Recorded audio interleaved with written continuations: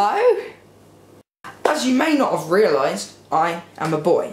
Did I really just say that? Anyway, I go to school, which is reasonably unlikely for many people of my age group, and I go to a secondary school. And I've been going to a secondary school.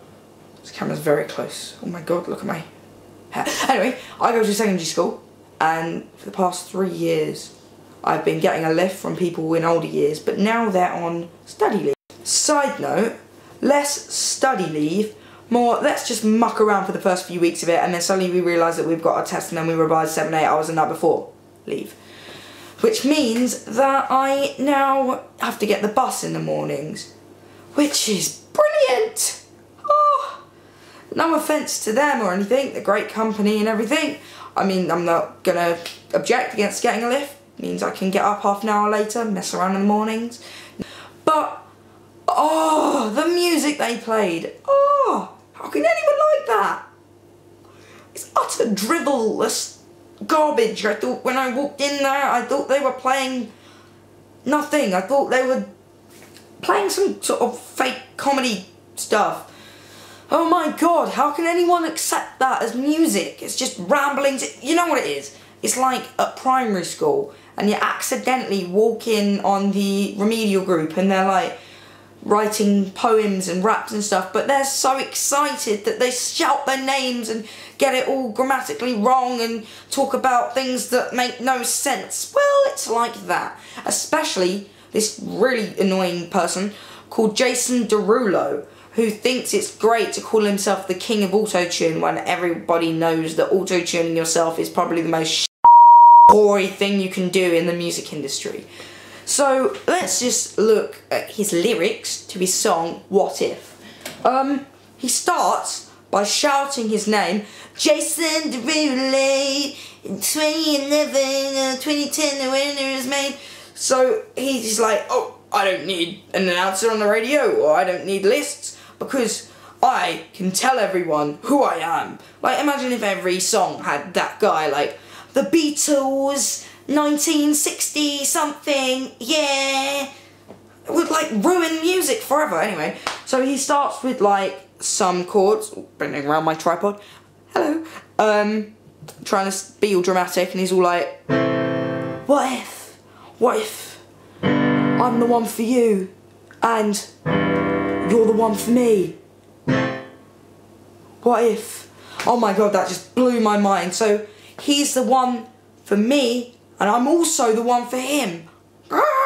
So then he goes on to say, if you are the one, then us meeting here is fate. Future with a dog named Red, buy a house with a fireplace. So he's saying, okay, if you are the one, and us meeting here is fate, and then he randomly says future with a dog named Red. Where the hell did he get that from? He's not even saying we could have a future. He's just saying future with a dog named Red.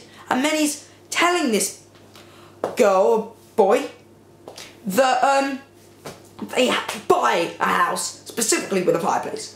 You buy a house. And then he says, this is the first time I've seen your face. It's a bit shallow, Jason. You think they're the one for you, and you haven't even met them before, but the first time you see their face, you're like, oh my god, you're mine. You haven't even spoken to them. And then he says there's a chance we're soulmates. Yeah, just as much as there's a chance you're a soulmate with that brick on the road. I know this might sound crazy. Oh, what might you say? Oh, but I don't even know your name. That might sound crazy. That sounds fucking ridiculous. I don't even know your name, yet you're running up to someone, shouting at them, I don't know your name. Isn't that usually one of the topics that comes up when you're talking to someone? Don't you, like, go up to someone and say, oh, hi, I'm Bob Johnson. What's your name? Oh, blah, blah, blah. No, for Jason, he runs up, shouts his name, tells them about how they could be soulmates, and buying a house with a dog named Red and a fireplace and blah, blah, blah. So then he says, okay, this is like his bridge thing. He says, we can't tell the future, no. So that's triple negatives. Triple negative. So he's saying that they can't tell the future, which means that they can't tell the future, which means that they can't tell the future. Which makes sense, I mean, but he doesn't need to say, but we can't and no. He could just say, but we can't tell the future. Because the way he's saying it, he's like, but we can't tell the future, no, we can't, no.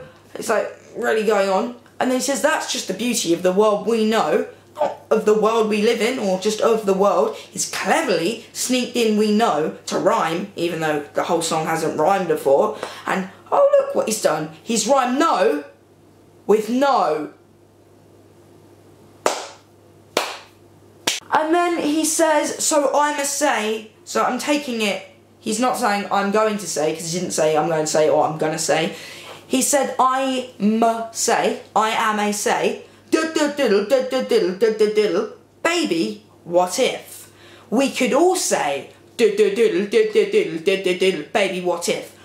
I think that we can all say, baby, what if? But we choose not to say because saying makes you look a bit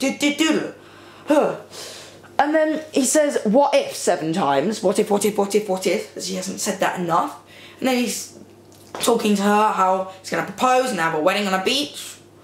Even though she hasn't even had a word in at this stage. He's just telling her all these things that they could do. She's like standing there, what the hell? And then he's like, it could happen. Raise 3 kids. You will raise 3 kids. Not we could raise 3 kids. He's telling her to raise 3 kids. We could grow old. No, not we could grow old. We grow old. Oh, so happily. You raise 3 kids, then we grow old and you will be happy.